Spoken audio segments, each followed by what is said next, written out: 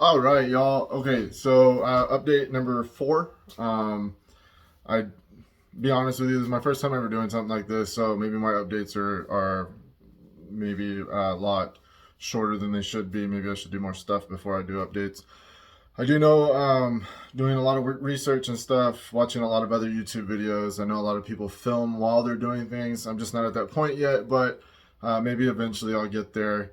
Probably be a good idea to film myself doing some stuff, just because maybe I can see like what I'm doing. Kind of the whole point of this is what was I thinking at the time. I can say, well, how did I put this down, or how did I build this, or fix that up, or anything like that. But not there yet. I will get there eventually. But so, like I said, update number four. I got a lot of work done today. The last time I left you guys, I had the old bench work up. I've now gotten the new bench work up. I've gotten the 1/4 inch plywood down, and I've cut the 1 inch foam to size. Everything's good to go. I am going to glue it down tonight, so hopefully tomorrow it'll be nice and sturdy and I can start throwing some track out, kind of see where spacing is.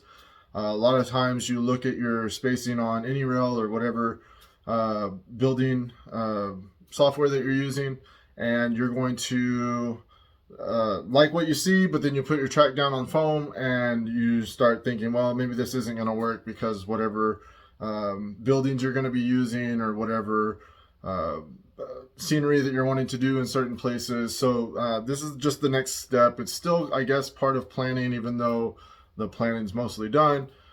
We just got to get everything out, still troubleshoot some stuff, see where things are out. One of the things that you do kind of run into, and I really tried to focus on while I was building my bench work and the framing, is where your turnouts are out. Excuse me, where your turnouts are, or your switches. And one of the things that you want to make sure you're doing is that when you're putting your cross beams or your supports in, that you know where your switches are going to be, because that way when you go to wire your switches, if you're using automatic switches or powered switches, you're going to have whatever mechanism you're using in underneath the layout. And so you want to make sure that your cross beam or your supports aren't going to be in the way of your switch mechanism. Myself, after watching several videos, I know there's a lot of stuff out there that we can use. I'll be using servos. I found a place overseas in the UK that makes the boards and everything that goes for them. Can't think of their name off the top of my head, but I'll get that for you guys. Everything looks like it works really well together. You can even hook your DCC system up into these boards and command your switches from your controller. I won't be doing that. I like more of having the layout in front of me and doing the switches in front of the switches, so I can actually see which one I'm doing. And that's probably what I'll be doing as far as the switches go. But like I said, I'll be using servos to throw my switches. I know there's a lot out there. There's the Tortoise. There's a lot of stuff for Kato. There's just a bunch of different things out there. But from what I've seen, this really interests me as far as the servos go. So that's what I'm going to be doing. Let me take you guys real quick and show you what we got going on here.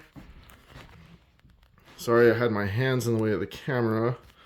Most of this is going to be candid, guys. I'm not editing anything now, but just for what we're doing here, I got to clean the shop bad.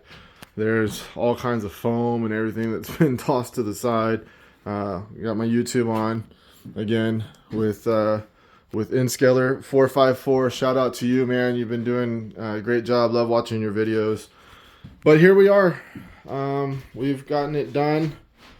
I think, have gotten one of the biggest steps out of the way, which is actually getting started with your... Funny, I said I wasn't going to be editing these things, but hopefully I'll get this right.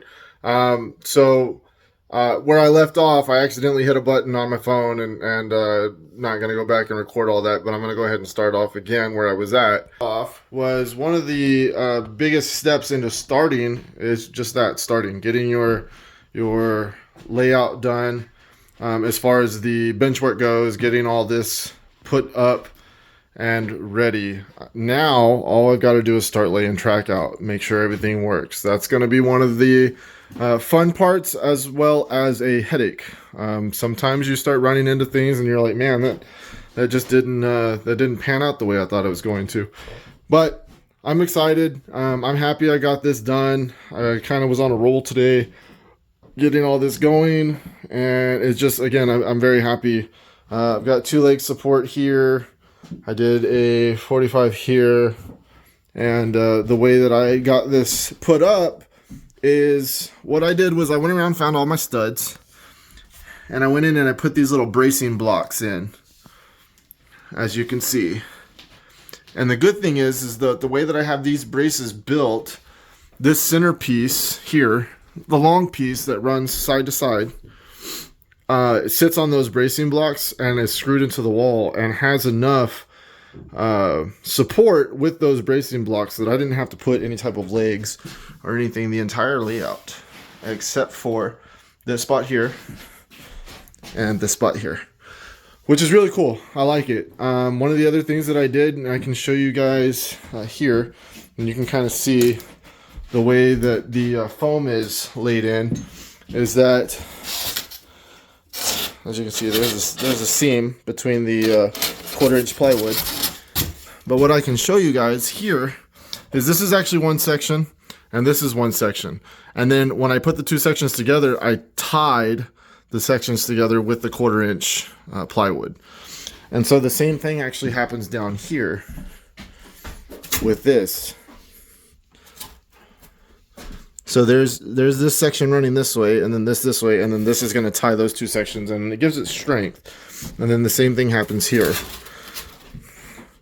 So this is one section, and then this isn't that same long section, but they're tied together with this piece of plywood. I just think that's going to give it a lot more strength, help the layout.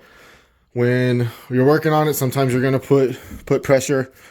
As you can see, this is really well built. I'm really happy with the way that this turned out. I'm really proud of myself for doing this. I'm not meaning to toot my own horn or anything. I'm just saying I'm really happy. This turned out a lot better than I could have hoped, and I am ready for tomorrow to start laying track down. Maybe I will give you guys an update once I get some track thrown down, just so you can actually see the spacing and stuff like that. And I hope you guys have enjoyed this update. Again, I'm sorry for the technical difficulties. If it's inconvenience to you guys, I'm sorry. I will get better at this, I promise. Leave a like, subscribe if you can, and leave me a comment. Let me know what you think. Let me know, maybe give me some tips, not even on the layout version, but doing these videos. Give me some pointers, or help me out. Give me anything you can. I appreciate it. Thanks, y'all.